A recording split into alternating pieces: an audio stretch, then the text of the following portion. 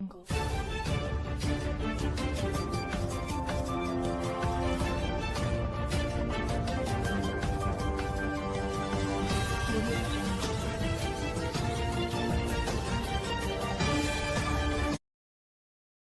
भारत जय भविष्य के साथ मैं भागीरथ सिन्हा भारत भविष्य मीडिया के आप सभी दर्शकों का स्वागत। भारत भविष्य मीडिया से जुड़े रहने के लिए आप हमारे YouTube चैनल को लाइक, सब्सक्राइब और शेयर करें। साथ ही साथ फेसबुक पेज को लाइक, सब्सक्राइब और ज़्यादा से ज़्यादा शेयर करें। मातृभाषा उन्नयन संस्थान द्वारा हिंदी साहित्य की महीनीय विधा लघु कथा के लिए लघु कथा मंचन आयोजित किया।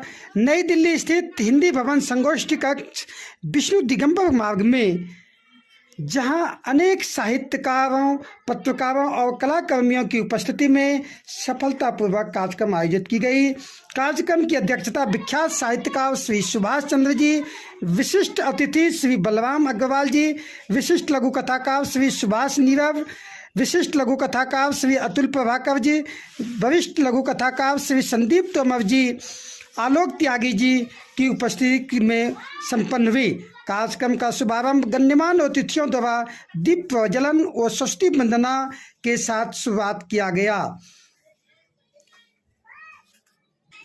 इस भव्य समारोह का कुशल संचालन संस्थान की राष्ट्रीय कार्यकारिणी सदस्य भावना शर्मा जी ने किया।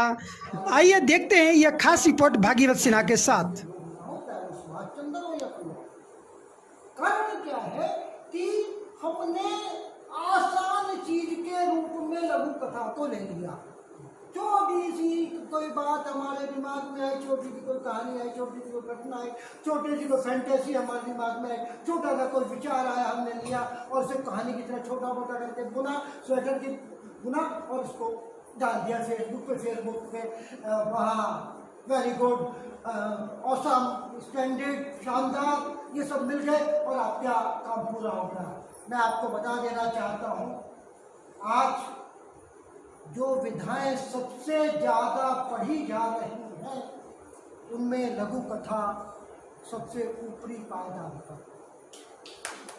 और अगर आप चाहते हैं कि सामान्य पाठक और सजग पाठक के बीच की दूरियां एक साथ तय हो जाएं, यकीन मानिए ये लघु कथा मंथन जो है वो आगे चलकर स्वीकारोक्ति के तौर पे स्वीकार किया जाएगा।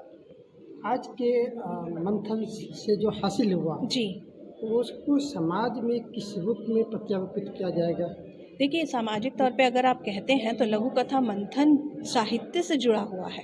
साहित्य जो है वो समाज के लिए ही है, समाज से जो ग्रहण करता है और उसके समाधान के रूप में जो देता है। तो लघु कथा मंथन से जो आज हमें प्राप्त हुआ वो बहुत सारी चीज़ें हैं, जिसमें हमें ये पता चला कि लघु कथा में शब्दों की क्या शब्दों का क्या ज़रूरी है, कितने शब्द होने चाहिए, वन लाइनर की प्राथमिकताएं क्या है, साथ ही लघु कथा को लघु कहानी क्यों नहीं करनी। और दूसरी बड़ी चीज़ जो बहुत बारीकी से जो हमें हमारे अतिथियों ने समझाई कि हमें कार्यशालाओं की तरफ जाना चाहिए। हम हर चीज़ थ्योरेटिकली कर रहे हैं, लेकिन हमें प्रैक्टिकली भी उस चीज़ को देखना चाहिए, समझना चाहिए। जैसे कि आज कहा गया कि कुछ लघु कथाएँ हम तक पहुँची लेकिन हमें छू नहीं सकी, तो वो क्यों नहीं छू सकी, वो क्यों हमसे दूर होकर छिटक गई। इसके लिए उन्होंने बोला दूसरी चीज़ कि हमारे सजग पाठकों तक, सामान्य पाठक और सजग पाठकों का तालमेल कैसे बैठाया जाए, उसका सामंजस्य कैसे हुआ, इसके ऊपर जो चर्चा हुई वो हमारा हासिल ही है कि इसके आगे हम इसके लिए हम आगे कार्य करेंगे। ये बात यहाँ अच्छी लगी कि मैं यहाँ बहुत गरीब होके आया था, अमीर होके जा रहा हूँ। और जो लोक कथाएँ पढ़ी गई वो लोक कथाएँ ऐसी थी कि उन पर अभी और विमर्श होने की आवश्यकता महसूस होती है मुझे। उनको जो दिग्गज लेखक हैं, दिग्गज लघु कथाकार हैं, जैसे हमारे बलराम अग्रवाल जी, सुभाष नीरव जी, उनका मार्गदर्शन मिल सके ताकि वो इस विधा में बहुत अच्छी तरह से लिख सकें। आज के आयोजन में जैसे हमने देखा कि उन्होंने ये बात कही कि कुछ कथाएं उनको उनके दिल को छू नहीं सकी और कुछ तो ऐसी थी कि वो बहुत ही दूरियां बना के निकल गई। उनकी खुशबू तक भी हमारे वरिष्ठ जो लघु कथाकार हैं उन तक नहीं पहुंची।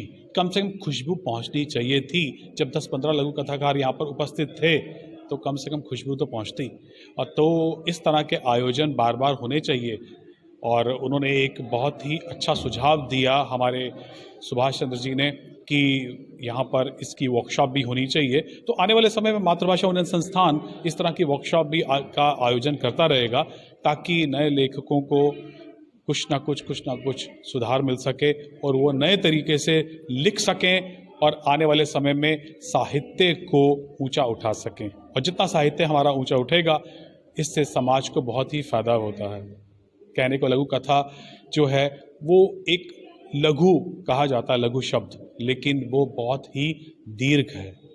दीर्घ भावनाएं हैं जिनको लघु कम से कम शब्दों में लिख करके अपना जो मैसेज है वो पाठकों तक पहुंचाना और उसके बारे में जिस तरीके से पाठक पसंद कर सकें वो उनको बताना।